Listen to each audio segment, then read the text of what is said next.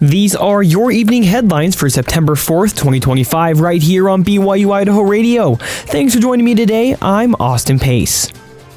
BYU-Idaho's new semester begins Monday, September 15th, and along with the thousands of students, more than 24 new faculty members will start. Elise Kraut has the story. That's why I chose BYU-Idaho. This is why I chose BYU-Idaho. That's why I chose BYU-Idaho. And that is why I chose BYU-Idaho. That's why I wanted to teach at BYU-Idaho. When a professor is hired at BYU-Idaho, they don't just jump straight into teaching. They go through weeks of onboarding and training, both online and in person. The 30 new faculty members for fall 2025 learn everything from classroom technology to understanding their course purpose and goals to creating a safe and welcoming environment for students and even how to make a strong first impression. But at the heart of every training is BYU-Idaho's mission statement, building disciples of Jesus Christ, something Tyrell Turley, who will teach electrical engineering classes, has learned in his training. I've come to realize through these weeks and talking with other faculty that we are serious when we mean that we develop disciples of Jesus Christ, and that's the number one opportunity. And so what matters most is whether I am following the promptings of the Holy Ghost when I teach, and whether I'm inspiring my students to be better disciples and testifying of Jesus Christ in the classroom. Many faculty members felt divinely guided to apply to BYU-Idaho. John and Jennifer Weeks are the first married couple hired to teach together in BYU-Idaho's College of Agriculture and Life Sciences. After applying in October and interviewing in November, Jennifer initially didn't make the top candidates. Then, just a week before her husband's interview, BYU-Idaho reached out with a new opportunity for her. And I just remember telling my son, who was getting ready to go on a mission, and he's like, "Mom, you have to take this job. All these things have happened these last 10 months. They've lined up to be perfect for you to take this job. If you don't take this job, you're denying the promptings and all the things that have happened." And so he's like, "You have to do it." And so I did it. And so I'm here. Her husband, John, says he's experienced a similar journey over the past year as he sought direction for his own career. I felt in the last probably year something to change professionally.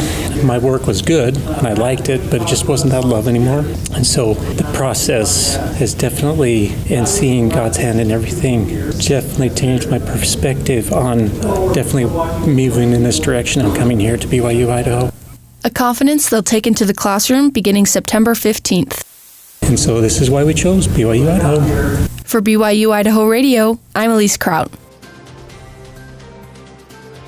Mosquitoes carrying the West Nile virus have been confirmed in Bannock County. No cases of West Nile virus have been reported in humans in the county, and Bannock County mosquito abatement staff are treating the mosquito pool. West Nile can be a serious illness, especially in older adults. Symptoms include fever, headaches, body aches, vomiting, and eye pain. The symptoms show up 2 to 14 days after being bitten by an infected mosquito. To avoid West Nile, use insect repellent with DEET or picaridin and wear long sleeves and pants at dawn and dusk when mosquitoes are most active. Bonneville Joint School District 93 celebrated the opening of a new office and secure entry at Falls Valley Elementary in Idaho Falls yesterday. The renovation moved the school office to the main entrance, creating a single-point access system with locking security doors. All visitors now pass through the office before entering the school, improving both safety and efficiency. According to localnews8.com, the project also expanded workspace for staff and made it easier for parents and visitors to pick up and drop off students without navigating through the hallways. The project was paid for through Idaho's House Bill 521, which helps schools make upgrades without raising local taxes. The new setup enhances security while providing a more welcoming space for families and community members. These have been your BYU-Idaho Radio evening headlines for September 4th, 2025. Thanks for tuning in. More news, interviews, and great content are available on our podcast feed. Search for BYU-Idaho Radio on your favorite podcast apps. We're on YouTube, Spotify, Apple Music, and more. For BYU-Idaho Radio, I'm Austin Pace.